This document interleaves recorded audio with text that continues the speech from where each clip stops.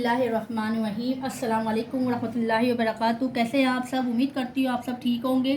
जी, आज उस्मा किचन में मैं आपके साथ नई रेसिपी के साथ आई हूँ।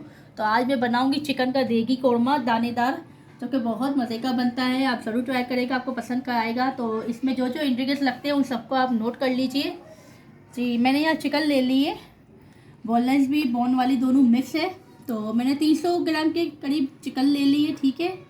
इसके साथ मैंने एक बड़े साइज़ का आलू ले लिए, इस तरह से टुकड़े कर लिए। देगी कौरमे में ज़रूरी नहीं है कि आप आलू डालें, स्किप भी कर सकते हैं।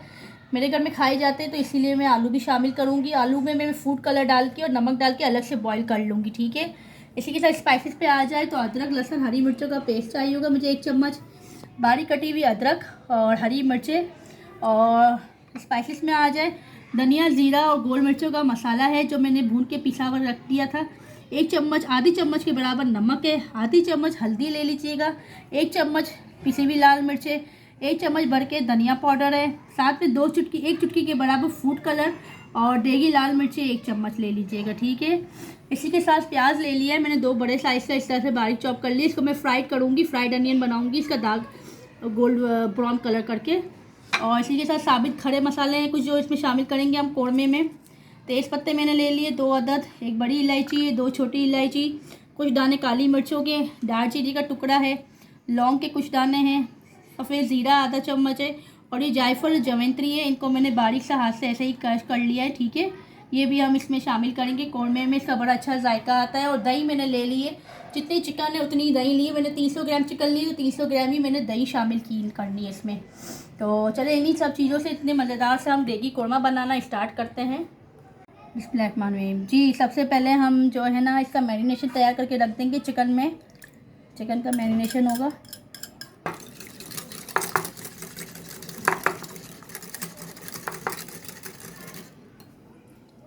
अब इसमें मैंने ये सारे स्पाइसेस, धनिया पाउडर, पिसी हुई लाल मिर्चें, देगी मिर्चें, हल्दी, नमक, ये धनिया ज़ीरा गोल मिर्चों का मसाला और फूड कलर 1 चुटकी के बराबर, इन सबको इसमें शामिल कर दूँगी।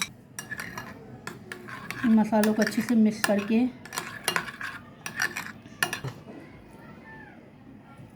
जी, अब इनमें मैं चिकन शामिल कर दूँगी और इसको मैरिनेट करके मैं आधे घंटे के लिए फ्रीज़र कर दूँगी। अगर आपके पास टाइम है, और अगर नहीं है टाइम तो फ़ौरन इसको इजीली कुक कर लीजिए, ठीक है। एक्शन हो गया, इसको मैं रख देती हूँ आधे घंटे फ्रीज़र। और अब मैं दूसरी तरफ फ्राइड अनियन बनाना शुरू करती हूँ। ये देखें, मैंने कढ़ाई में 1 से 1.5 कप तेल गरम करने रखा है। हमें कौरमे में इतना तेल नहीं लगेगा, हमें फ्राई अनियन करनी है ना, तो इसीलिए मैंने इतना तेल शामिल किया है। बाकी तेल जो मैं निकाल लूँगी ना, जब प्याज को ब्राउन करके निकालूंगी ना, तब तेल भी इसका थोड़ा बहुत निकाल लूँगी मैं। अब इस तरफ इसका फ्राइड अनियन बना रहे हैं, तो उस तरफ मैंने आलू बॉईल करने रख दिए। सिर्फ नमक और फूड कलर ऐड शामिल करके ये आलू बॉईल कर लूँगी।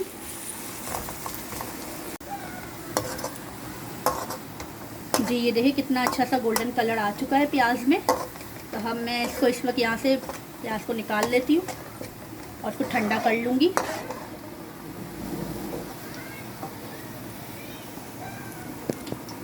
जी देखिए, मैंने फ्राइड अनियन तैयार कर ली। अब इसको मैं ठंडा करने फ्रीज़र में रख देती हूँ, ठीक है जी।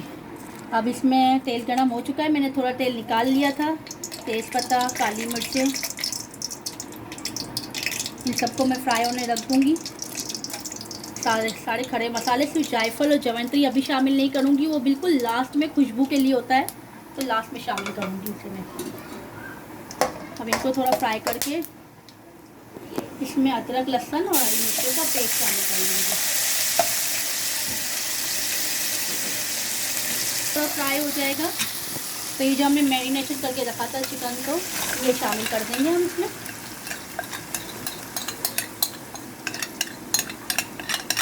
चिकन में कोई पानी ऐड नहीं करना है, दही के पानी में ही चिकन अच्छे से पक जाएगा।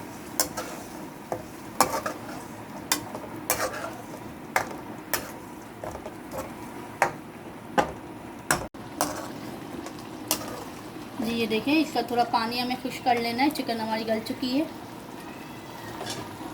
तो ये देखिए, अब मैं इसमें फ्राइड अनियन शामिल करूँगी। देखिए, मैंने इसको अच्छे से हाथ से क्रश कर लिया है।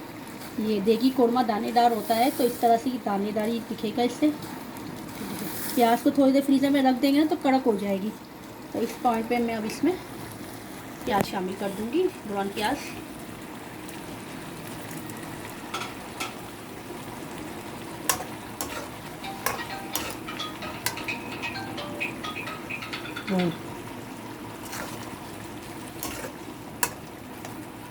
अब इसे 5 मिनट तक मैं ढक के कुक कर लूँगी, फिर इसमें मैं दूसरी चीज़ें शामिल करूँगी। ये देखिए 5 मिनट हो चुके हैं, तो अब मैं इसमें जायफल जवंत्री शामिल कर दूँगी खुशबू के लिए। बहुत अच्छा, इससे अच्छा फ्लेवर आता है। आप केवड़ा एसेंस आपके पास मौजूद है तो आप वो भी शामिल कर सकते हैं इसमें, लेकिन इससे भी बहुत अच्छा खुशबू आ जाता है। ये देखिए कैसा दानेदार मज़ेदार बना है कोरमा। अब इसमें मैं आलू शामिल कर दूँगी। इतना ले, आप चाहे तो आलू शामिल ना भी करें, खाली ऐसे ही कर सकते हैं। मैंने इसमें आलू शामिल किए हैं।